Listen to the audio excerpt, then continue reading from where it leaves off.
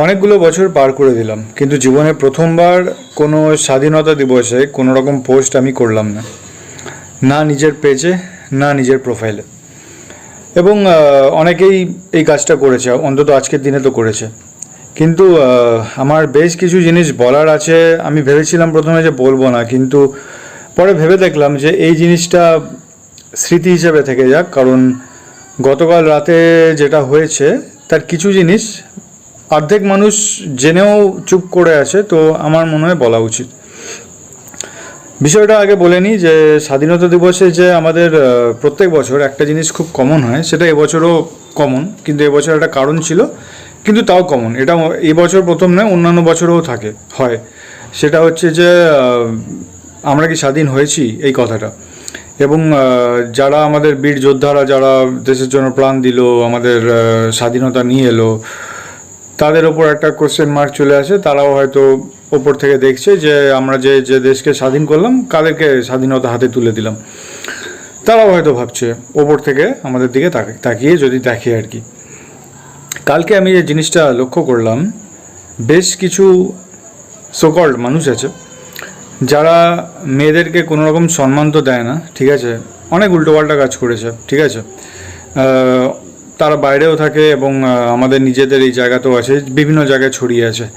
তাদের মধ্যে অনেকে দেখছি সেই আন্দোলনে গেছে, ঠিক আছে, মিছিলে সামিল হয়েছে, অথচ মেয়েদেরকে তারা কোনো সম্মান কোনো জীবনে দেয়নি।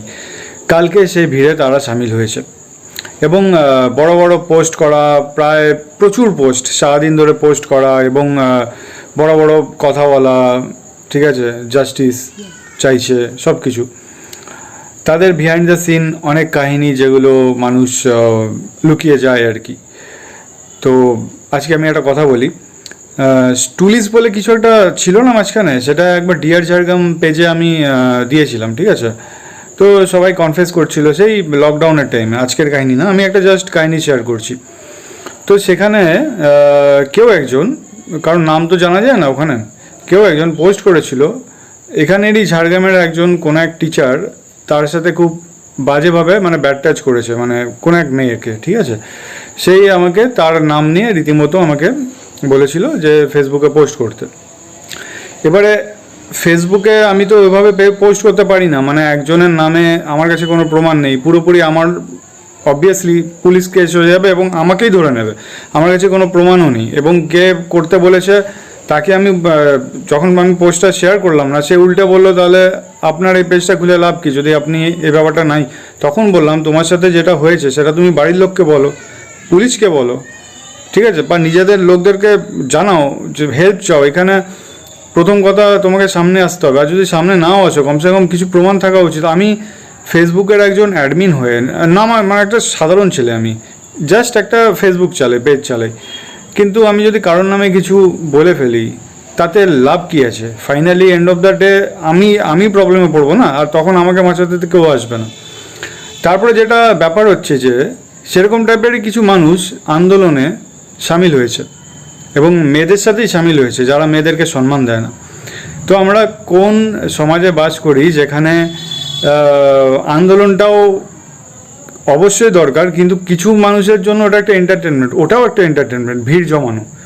কালকে তোমরা ভালো করে ভেবে দেখো তো, যে তোমাদের চেনা জানা যারা রয়েছে, আমি এর আগেও বলেছি, আমি আজ থেকে বহু বছর আগে একটা ভিডিও করেছিলাম যে ওরা আমাদের মধ্যেই লুকিয়ে আছে।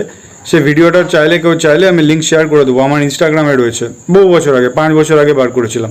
রিসেন্টও আমি একটা ভিডিও করলাম, সেম কথা বললাম যে তোমারই চেনা জানা বন্ধু বান্ধবদের মধ্যে দেখবে যারা মেয়েদের নিয়ে উল্টোপাল্টা কথা বলে বা অনেক কিছু করে, তাদেরকে তোমাদের ফ্রেন্ড সার্কেল থেকে রিজেক্ট করো। কারণ আজকে তোমরা যদি রিজেক্ট না করো, তারা এই কথাগুলো যদি চলতেই থাকে, এন্ড অফ দ্য ডে মানে লাভ কী আছে? মানে তুমিও তো সেই একই কাজ করছো, তাই না?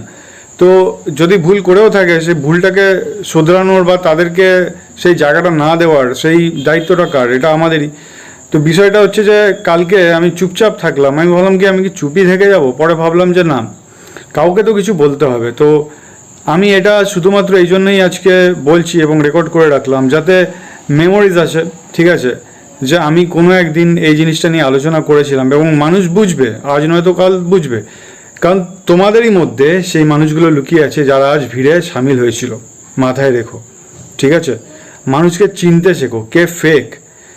পোস্ট করছে মানে মেয়েদের নিয়ে নানা রকম ভালো ভালো কথা লিখছে বলেই কোনো ম্যাটার নয়। আমি অনেককে দেখছি আজকে ফ্ল্যাগ নিয়ে বিভিন্ন জায়গায় পোস্ট করেছে, শুধুমাত্র প্রমাণের অভাবে তোমরা হয়তো চুপ হয়ে আছো। জাস্ট একটা জিনিস জেনে রাখো, এই চুপ হয়ে থাকার জন্যই এই এত বড় বড় ঘটনাগুলো ঘটে। আজকে একজনের সামনে এসছে, এরকম অনেক ঘটনা হয় যেগুলো আমাদের কাছাকাছি আসে না, এবং সেটাকে নিয়ে কেউ প্রতিবাদও করে না, কিচ্ছু হয় না, কোনো সলিউশন হয় না। এটারও আশা করি হবে, কিন্তু হবে কি না সেটার কোনো গ্যারান্টি নেই। সব জায়গায় পলিটিক্স ঢুকে যায়।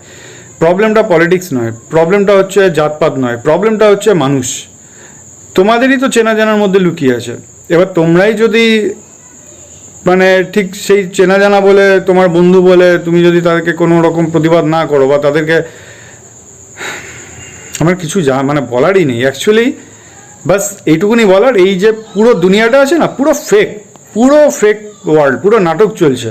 মানে তুমি পোস্ট করলে তুমি হিরো, তুমি পোস্ট করো না তুমি জিরো, অথচ বিহাইন্ড দ্য সিন কী চলছে সবাই জেনেও চুপ আছে। বাস আমার আর কিছু বলার নেই। এই জিনিসগুলো স্মৃতিতে থেকে যাক, সবাই একদিন না একদিন ঠিকই বুঝতে পারবে। বাস।